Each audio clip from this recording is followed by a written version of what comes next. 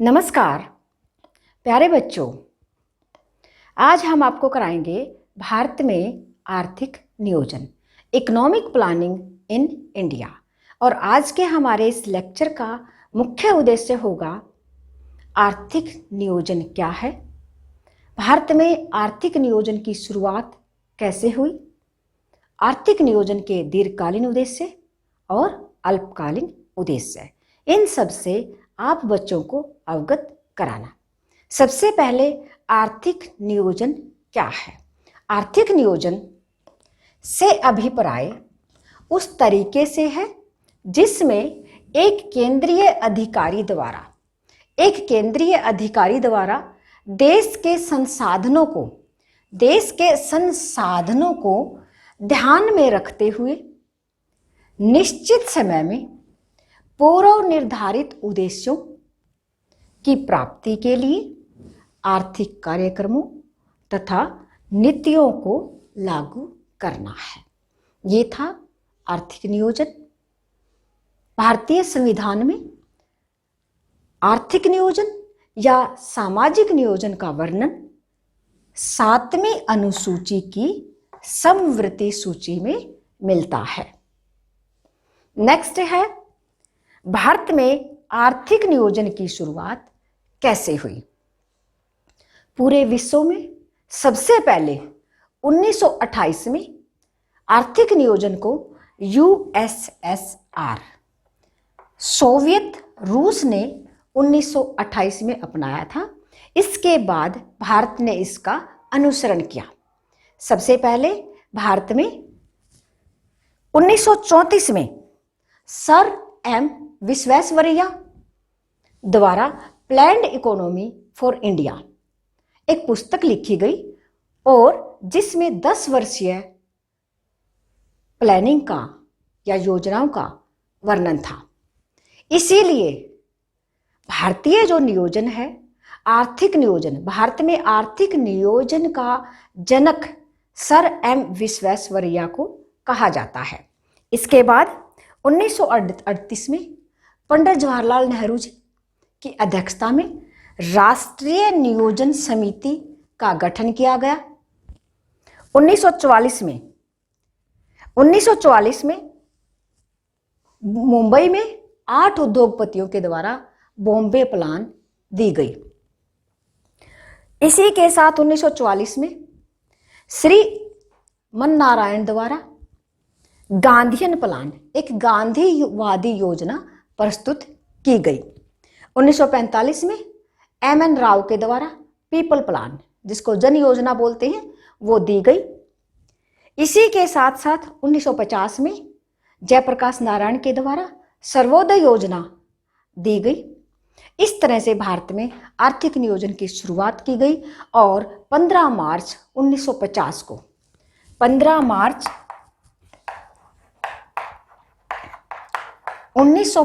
को राष्ट्रीय योजना आयोग का गठन किया गया। 15 मार्च 1950 को योजना आयोग का गठन किया गया। 6 अगस्त 1952 को एनडीसी, राष्ट्रीय विकास परिषद, इसको हम बोलेंगे राष्ट्रीय विकास परिषद का गठन किया गया। ये क्या करती हैं? जो भी योजनाएं बनती हैं इनको अनुमोदन करती हैं। तो इस तरह से हमने आपको बताया कि किस प्रकार से भारत में आर्थिक नियोजन की शुरुआत हुई और इसके बाद 12 पंचवर्षीय योजनाएं बनी, जिनकी शुरुआत 1951 से शुरू की गई और सबसे आखिरी जो योजना थी, जो 12वीं योजना थी, वो 2012 में शुरू होकर के 2017 में समाप्त हो गई थी। इन सभी के बारे में हम आपके साथ चर्चा करेंगे, लेकिन इससे पहले हम आपको करा रहे हैं भारत में आर्थिक नियोजन के दीर्घकालीन उद्देश्य क्या हैं। प्यारे बच्चों, भारत में पंचवर्षीय योजनाओं के जो दीर्घकालीन उद्देश्य हैं उनका वर्णन करने से पहले थोड़ा सा हम यहाँ पर विचार विमर्श करेंगे कि लगभग 190 वर्षों की गुलामी के बाद हमारा देश आज़ाद हुआ। और जब हमें आज़ादी मिली थी तो हमारी अर्थव्यवस्था बिल्कुल पिछड़ी हुई अर्थव्यवस्था थी, घिसी पिटी अर्थव्यवस्था हमें विरासत में मिली थी। पंचवर्षीय योजनाओं का या आर्थिक नियोजन का मुख्य लक्ष्य या मुख्य उद्देश्य यही है कि किस प्रकार से अपनी जो पिछड़ी हुई अर्थव्यवस्था है उसको हम ऊपर उठाएं।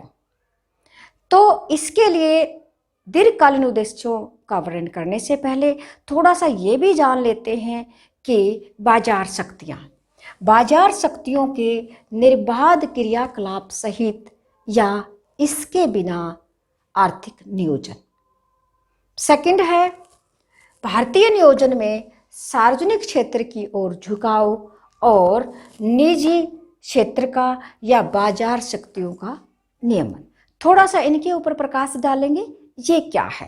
बाजार शक्तियाँ, जैसा कि हमने पहले भी बताया था, संतुलन स्थापित करने वाली शक्तियाँ, जो कीमत तय करने वाली जो शक्तियाँ हैं, जो निर्बाध कार्यान्वयन की मांग और पूर्ति की शक्तियाँ अपनी अंतःक्रिया के द्वारा जहाँ पर कीमत का निर्धारित करती हैं, उन शक्तियों का यहाँ पर हम वर्णन कर रहे हैं। क्या वो शक्तियाँ कीमत को तय करेंगी या नहीं?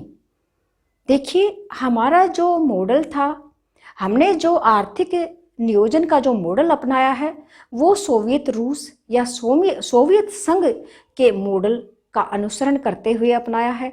और जो सोवियत संघ का जो मॉडल था, जो यूएसएसआर ने 1928 में अपनाया था, वो पूर्ण रूप से राज्यवाद पर आधारित है। यानी कि कीमतों का निर्धारण एक केंद्रीय योजना अधिकारी के द्वारा किया जाता है। निजी शक्तियां या बाजार शक्तियों का यहाँ पर कोई स्थान नहीं होता है इस मॉडल में। लेकिन 1951 में हमने जो मॉडल अपनाया है आर्थिक नियोजन का, उसकी प्रकृति थोड़ी सी भिन्न है, क्योंकि हमारा देश भारत की जो भारतीय अर्थव्यवस्था है वो मिश्रित अर्थव्यवस्था है। इसमें सार्वजनिक क्षेत्र का और निजी क्षेत्र का दोनों का योगदान पाया जाता है। तो यहाँ पर जो निजी क्षेत्र को भी स्थान दिया गया है और सार्वजनिक क्षेत्र को भी स्थान दिया गया है। निजी क्षेत्र हमेशा लाभ अधिकतम करने के लिए काम करता है, जबकि सार्वजनिक क्षेत्र हमेशा सार्वजनिक कल्याण के लिए काम करता है। तो यहाँ जो प्रकृति है वो मिश्रित प्रकृति पाई जाती है। सार्वजनिक क्षेत्र का भी योगदान है और निजी क्षेत्र का भी योगदान है। नेक्स्ट हमने क्या बताया है कि भारतीय नियोजन में सार्वजनिक क्षेत्र की ओर झुकाव। भारतीय नियोजन में सार्वजनिक क्षेत्र की ओर झुकाव है या नहीं है? क्योंकि देखो, हमने विकास और समृद्धि की प्रक्रिया को तेज करना है, विकास करना है, आर्थिक समृद्धि को प्राप्त करना है। तो ये स्पष्ट सी बात है कि यहाँ पर हमारा जो मॉडल है इसमें भी सार्वजनिक क्षेत्र की जो तरफ झुकाव है वो स्पष्ट दिखाई देता है। सार्वजनिक क्षेत्र के लिए कुछ उद्योग धंधों को बिल्कुल आरक्षित कर दिया गया है, कुछ विशेष क्षेत्रों को सार्वजनिक क्षेत्र के लिए आरक्षित कर दिया गया है। हालांकि निजी क्षेत्र को अनुमति है, बाजार शक्तियों को अनुमति है, लेकिन कुछ कानून, कुछ नियम व कुछ अधिनियम उन पर लागू कर दिए गए हैं। जैसे कि एकाधिकारी शक्तियाँ, जो एकाधिकारी जो फर्म है उन पर कुछ नियम लागू कर दिए हैं, जैसे कि MRTP एक्ट।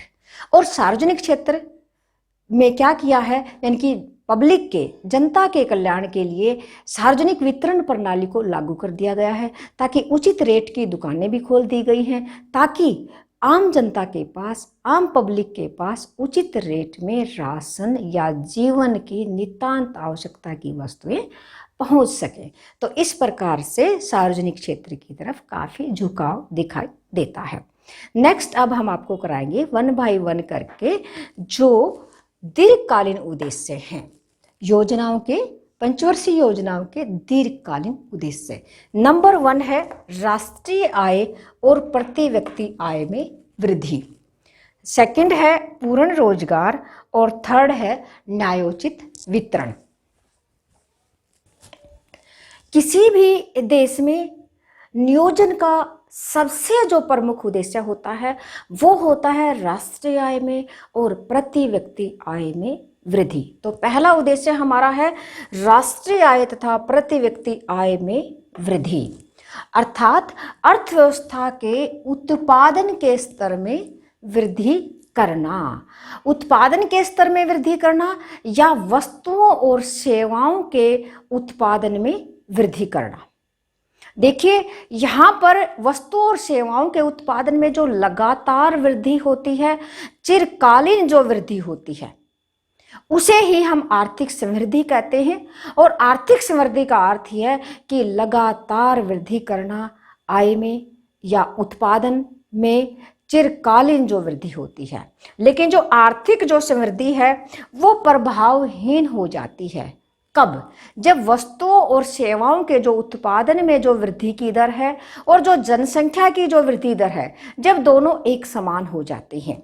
जितना हम उत्पादन में वृद्धि करते हैं, अगर जनसंख्या में भी उसी समान गति से वृद्धि हो जाती है तो प्रति व्यक्ति आय में जो वृद्धि की दर है वो न के बराबर हो जाती है, वो नहीं होती है, जो कि आर्थिक समृद्धि सही मायने में नहीं होती है।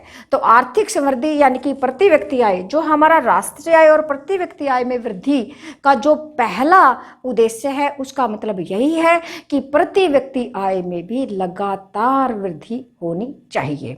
प्रति व्यक्ति आय का सूत्र क्या है? राष्ट्रीय आय बटे जनसंख्या, PCI, पर कैपिटा इनकम, प्रति व्यक्ति आय राष्ट्रीय आय बटा जनसंख्या, यानी कि लगातार प्रति व्यक्ति आय में भी वृद्धि होनी चाहिए। दूसरा उद्देश्य है हमारा पूर्ण रोजगार, फुल एम्प्लॉयमेंट। जो आर्थिक नियोजन का या पंचवर्षीय योजनाओं का जो महत्वपूर्ण दूसरा उद्देश्य है वो है पूर्ण रोजगार। इसका अर्थ है कि जितने भी लोग काम करने के इच्छुक हैं और जो काम करना चाहते हैं, कौन से लोग? कार्यशील जनसंख्या का भाग, जो काम करना चाहते हैं, काम करने के योग्य हैं और काम करने के इच्छुक हैं, उन सबको मजदूरी की वर्तमान दर पर अगर काम उपलब्ध हो जाता है तो इसे हम पूर्ण रोजगार कहेंगे। इसका उदाहरण हम एक ऐसी अर्थव्यवस्था से लेंगे, दो देशों से लेंगे जिसमें आर्थिक समृद्धि की दर, दोनों देशों में आर्थिक समृद्धि की दर बराबर है, लेकिन एक देश में बहुत ज़्यादा, जो ए देश है वहाँ पर बहुत ज़्यादा बेरोजगारी पाई जाती है, जबकि बी देश में पूर्ण रोजगार पाया जाता है। तो ए जो देश है जिसमें पूर्ण बेरोजगारी पाई जाती है, बहुत सारी बेरोजगारी पाई जाती है, उस देश में निराशा जन्म लेगी, गलत गतिविधियों में लोग जाएंगे, जैसे आतंकवाद जैसी गतिविधियों में लोग जाएंगे। और जो देश बी है जहाँ पर बेरोजगारी है ही नहीं, पूर्ण रोजगार पाया जाता है, वहाँ पर सब चारों तरफ खुशहाली पाएगी, वहाँ पर इस तरह की कोई गतिविधियाँ नहीं होंगी। तो इसलिए यहाँ पर जो महत्वपूर्ण जो दूसरा उद्देश्य है वो पूर्ण रोजगार का उद्देश्य होना चाहिए, ताकि निराशा जन्म ना ले, क्योंकि अगर आतंकवाद जैसी घटनाएं घटेंगी तो आर्थिक समृद्धि को 1 मिनट में ही तहस नहस कर सकते हैं। तो इसलिए दूसरा जो मुख्य उद्देश्य है वो है पूर्ण रोजगार का। तीसरा उद्देश्य है न्यायोचित वितरण। न्यायोचित वितरण का मतलब है अमीर और गरीब का ज़्यादा फर्क ना हो, यानी कि पूरे देश में जो आय का जो वितरण है वो समान होना चाहिए। समान होना चाहिए, गरीब की और अमीर की जो खाई है वो ज़्यादा नहीं होनी चाहिए, वर्ग संघर्ष नहीं होना चाहिए। यानी कि कुछ देशों में क्या होता है कि अमीर और अमीर होता चला जाता है और गरीब और अधिक गरीब हो जाता है, और जिससे अमीर और गरीब की खाई बहुत ज़्यादा बढ़ जाती है। वो नहीं होना चाहिए, बल्कि न्यायोचित वितरण होना चाहिए। किसका? आय का। समृद्धि और जस्टिस दोनों का मिश्रण होना चाहिए। अब यहाँ पर जो वितरण है आय का वो 2 प्रकार का होता है, एक होता है समान वितरण और एक होता है न्यायोचित वितरण। समान वितरण का तो अर्थ यही है कि अर्थव्यवस्था में जितने भी लोग हैं सबको बराबर सैलरी दी जाए। ये ठीक नहीं है, ये न्याय संगत भी नहीं है। देखिए, एक व्यक्ति बहुत मेहनत करता है, बहुत अच्छी पढ़ाई करता है, बड़ा ऑफिसर बन जाता है, और एक बिल्कुल भी पढ़ाई नहीं करता है और 4th क्लास या एक चपरासी की नौकरी उसको प्राप्त मिल जाती है। तो दोनों की सैलरी बराबर होना ये सही नहीं है।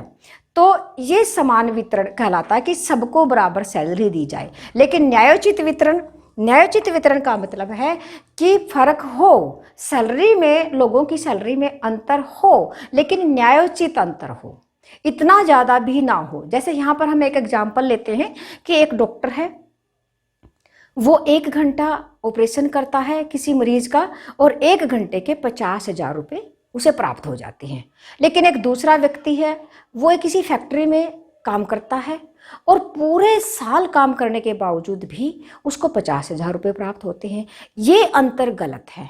इतना अंतर भी ना हो, बल्कि अंतर कम हो, न्यायोचित हो, यानी कि न्याय के अनुसार अंतर हो। इसको हम कहेंगे ग्रोथ विद सोशल जस्टिस, यानी कि समृद्धि को और सामाजिक न्याय को जोड़ दिया जाए। समृद्धि हो लेकिन न्याय के साथ हो। नेक्स्ट हम आपको करा रहे हैं अल्पकालीन उद्देश्य। जो योजनाओं के अल्पकालीन उद्देश्य क्या है? प्यारे बच्चों, यहाँ पर जो अल्पकालीन जो आपके उद्देश्य हैं, जो पंचवर्षीय योजनाओं के जो अल्पकालीन उद्देश्य हैं, वो समय की मांग के अनुसार प्रत्येक योजना में बदलते रहे हैं। अब मैं आपको जो हमारी पूरी 12 योजनाएं पूरी की गई हैं, पंचवर्षीय योजनाएं जो थी, जो योजना आयोग ने शुरू की गई थी, पूरी 12 योजनाएं पूरी हुई हैं 2017 तक। और 1 जनवरी 2015 में योजना आयोग का नाम बदल दिया गया और जिसका नाम बदल करके नीति आयोग कर दिया गया है। योजना आयोग का भी अध्यक्ष प्रधानमंत्री होता था और नीति आयोग का भी अध्यक्ष प्रधानमंत्री ही है, केवल नाम बदला गया है। तो यहाँ पर हम प्रत्येक योजना की जो समय अवधि है वो दिखाएंगे और प्रत्येक योजना का अल्पकालीन उद्देश्य है। तो सबसे पहली योजना जैसे कि 1951 में शुरू की गई थी, 1 अप्रैल 1951 से 31 मार्च 1956 में, जिसका उद्देश्य था, मुख्य उद्देश्य था खाद्यान्नों के उत्पादन में वृद्धि करना।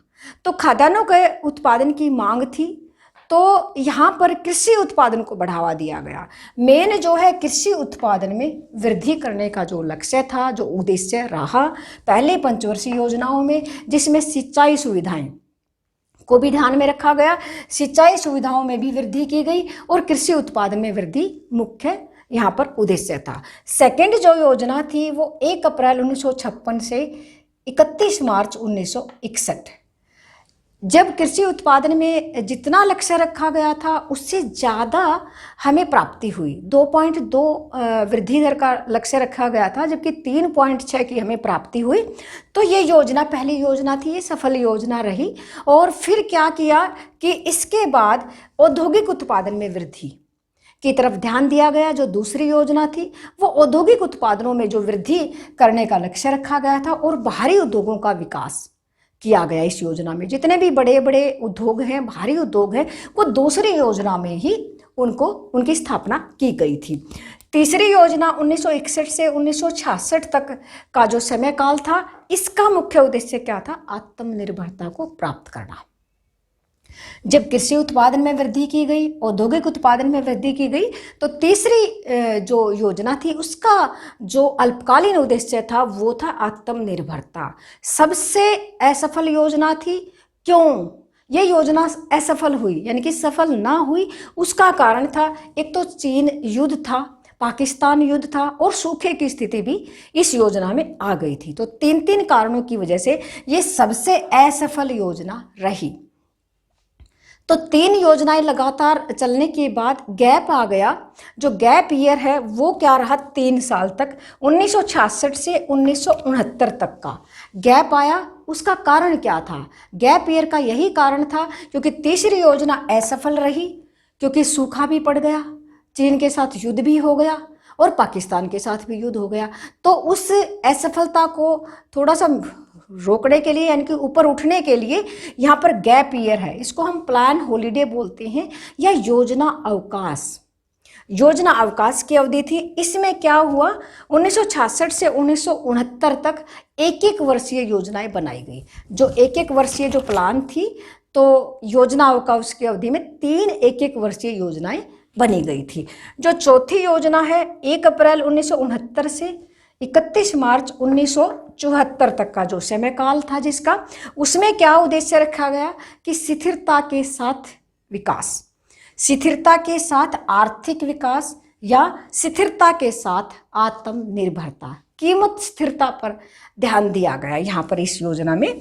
इसके बाद है 5वीं योजना जो 1974 से 1979 तक थी ये, लेकिन जैसे ही सरकार बदली, जनता सरकार आ गई और उससे क्या हुआ कि 1 साल पहले ही इस योजना को ख़त्म कर दिया गया और 1978 में ही ये योजना पूरी हो गई। तो यहाँ पर इस योजना का मुख्य उद्देश्य जो था, अल्पकालीन उद्देश्य, वो था गरीबी हटाओ निर्धनता उन्मूलन का नारा। गरीबी हटाओ का नारा, निर्धनता को दूर करने का नारा, इस तरह के नारे इस योजना में लगाए गए। तो इस तरह से इसका जो मुख्य उद्देश्य यही था कि निर्धनता उन्मूलन करना था। इसके बाद जैसे ये योजना पूरी कर ली गई, 1 साल पहले ही पूरी कर ली गई थी, तो 78 से और 80 तक, यानी कि 1978 से 79, 79 से 80 तक 2 1-1 वर्षीय योजनाओं का यहाँ पर फिर गैप आ गया है। फिर यहाँ अंतराल आया और जो ये योजना थी इनको रोलिंग प्लान का नाम दिया गया, अनवरत योजना, रोलिंग प्लान।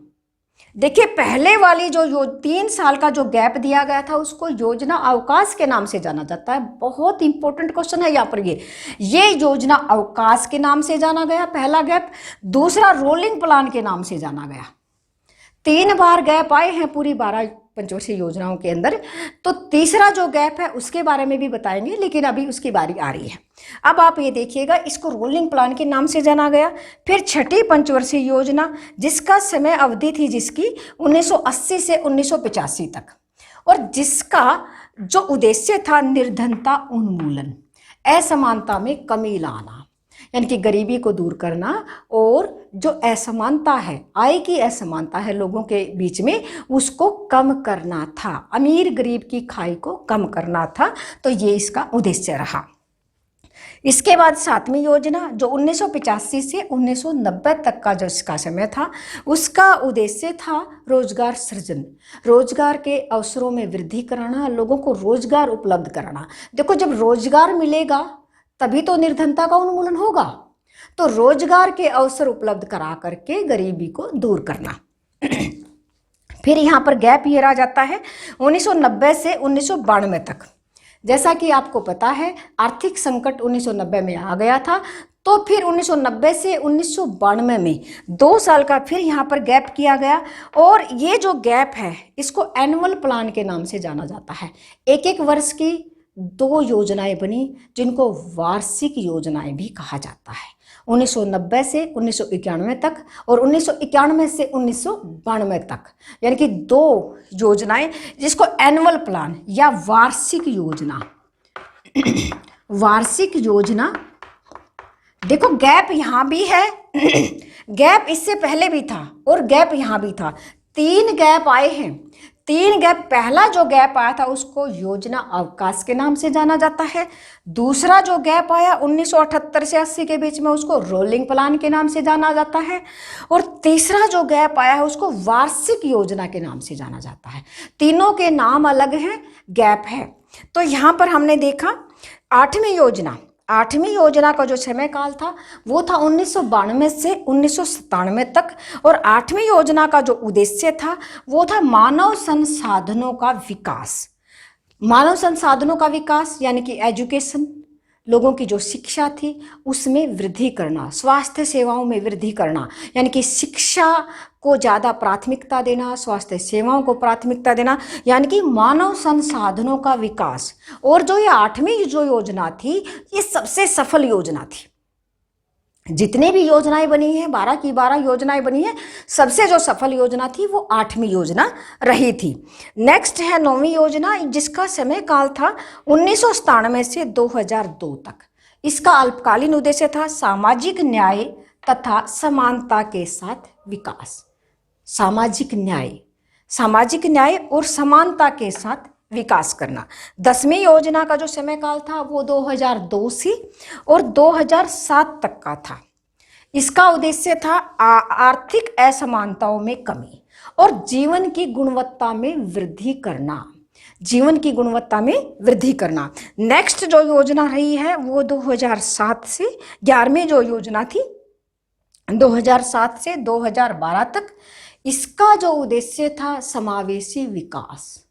समावेशी विकास में क्या होता है कि सबका विकास, प्रत्येक व्यक्ति तक जो भी विकास हम कर रहे हैं उसका फायदा, उसका लाभ प्रत्येक व्यक्ति को मिले, यानी कि समावेशी विकास जिसमें सभी को का समावेश हो, सभी को उसका फायदा मिले, प्रत्येक क्षेत्र को, चाहे वो प्राथमिक क्षेत्र हो, चाहे वो द्वितीय क्षेत्र हो, चाहे वो तृतीय क्षेत्र हो, सभी का विकास यानी कि समावेशी विकास। 12वीं जो योजना है उसका जो समय था 2012 से 2017 तक सतत व समपोषणीय विकास अर्थात धारणीय विकास, सस्टेनेबल डेवलपमेंट इसका उद्देश्य था। इसका मतलब है कि भावी पीढ़ी को नुकसान पहुंचाए बिना वर्तमान पीढ़ी की आवश्यकताओं को पूरा करना, ये होता सतत व समपोषणीय विकास। तो ये था 12वीं योजना का उद्देश्य, अल्पकालीन उद्देश्य। अभी तक मैंने जितनी भी योजनाएं पूरी हुई हैं, 12 योजनाएं पूरी हुई हैं, इसके बाद नीति आयोग आ गया तो उसका अलग हिसाब है। तो यहाँ पर हमने 12 की 12 जो पंचवर्षीय योजनाएं हैं उन सब के अल्पकालीन उद्देश्य आपको बताए। इसी के साथ हम आपके साथ ये भी चर्चा करेंगे कि अल्पकालीन उद्देश्य और दीर्घकालीन उद्देश्यों में क्या अंतर है। नियोजन के उद्देश्य और योजनाओं के उद्देश्य, इन दोनों में क्या अंतर है। नियोजन के उद्देश्य दीर्घकालीन उद्देश्य कहलाते हैं, जबकि योजनाओं के उद्देश्य अल्पकालीन उद्देश्य होते हैं। देखो, नियोजन के जो उद्देश्य हैं वो दीर्घकालीन उद्देश्य है, नियोजन के अंतिम परिणाम हैं, जबकि अल्पकालीन उद्देश्य उपकरण होते हैं, औजार होते हैं जिनसे हम दीर्घकालीन उद्देश्यों को प्राप्त करते हैं। तो ये थे अल्पकालीन उद्देश्य और दीर्घकालीन उद्देश्य का सारांश और उनका अंतर। अब हम थोड़ा सा चर्चा करेंगे कि planning in India is a comprehensive planning, यानी कि भारत में जो आर्थिक नियोजन है वो एक व्यापक नियोजन है, एक कॉम्प्रिहेंसिव नियोजन है। देखो, ये कोई छोटा मोटा नियोजन नहीं है, बल्कि पूरे विस्तार से पूरा व्यापक नियोजन है। वो कैसे? इसका ध्यान केवल आर्थिक समृद्धि तथा विकास पर ही केंद्रित नहीं है, केवल आर्थिक समृद्धि और आर्थिक विकास तक ही सीमित नहीं है, बल्कि सामाजिक वृद्धि यानी कि पूरे समाज की वृद्धि और विकास, पूरे समाज के विकास के ऊपर केंद्रित है। आर्थिक वृद्धि, आर्थिक समृद्धि और आर्थिक विकास में क्या अंतर है, इसके ऊपर भी मैं आपके साथ चर्चा करूंगी। लेकिन थोड़ा सा पहले बता देते हैं कि जीवन की गुणवत्ता में सामान्य सुधार के अतिरिक्त जो प्लानिंग इन इंडिया है उसकी हम बात कर रहे हैं। तो क्या कहता है, जीवन की गुणवत्ता में सामान्य सुधार के अतिरिक्त सामाजिक ढांचे के समाज का निर्माण, यानी कि सामाजिक ढांचा, जो हमारा सामाजिक ढांचा है और जो उसमें समाज है उसके निर्माण में भी ये सहायक है। जो हमारा प्लानिंग इन इंडिया है, भारत का जो आर्थिक नियोजन है, सामाजिक ढांचे के सामाजिक निर्माण में भी सहायक है, यानी कि उस ढांचे का निर्माण करता है जो कि आर्थिक असमानताएं हैं, समाज के अंदर असमानताएं हैं, उनको भी दूर करने का प्रयत्न इस प्लानिंग के अंदर, इस नियोजन के अंदर किया गया है। देखो, नियोजन केवल विकास की गति को ही तीव्र नहीं बल्कि देश के विभिन्न प्रदेशों में पाए जाने वाली आर्थिक असमानता को या असमानताओं को कम करता है। मतलब केवल विकास की गति को ही तेज नहीं करता, बल्कि आर्थिक असमानताएं हैं या सामाजिक असमानताएं हैं उनको भी कम करता है। तो ये थे हमारा जो प्लानिंग इन इंडिया है या आर्थिक नियोजन है भारत के अंदर, उसके बारे में सारांश हमने बताया। अब हम थोड़ा सा चर्चा करेंगे आर्थिक समृद्धि और आर्थिक विकास में क्या अंतर है। तो आर्थिक समृद्धि और आर्थिक विकास, तो हम यहाँ देखेंगे आर्थिक समृद्धि क्या है और आर्थिक विकास क्या है। आर्थिक समृद्धि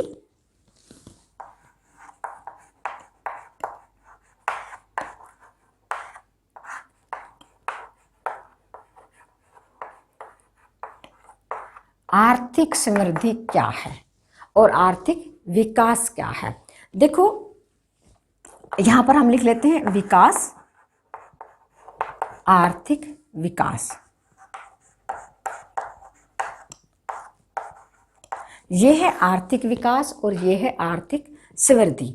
देखो आर्थिक समृद्धि उस स्थिति को कहते हैं जिसमें समय की लंबी अवधि तक, यानी कि समय की लंबी अवधि तक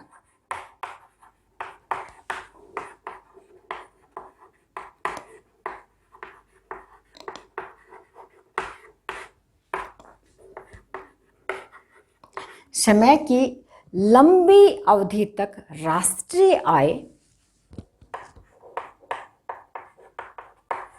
राष्ट्रीय आय व प्रति व्यक्ति आय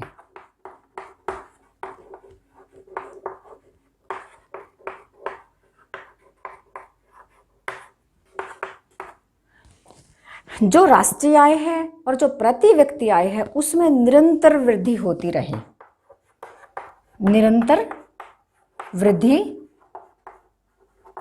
होती रहे। यहां पर हम देखेंगे समय की लंबी अवधि तक राष्ट्रीय आय व प्रति व्यक्ति आय में निरंतर वृद्धि होती रहे, ये थी आर्थिक समृद्धि।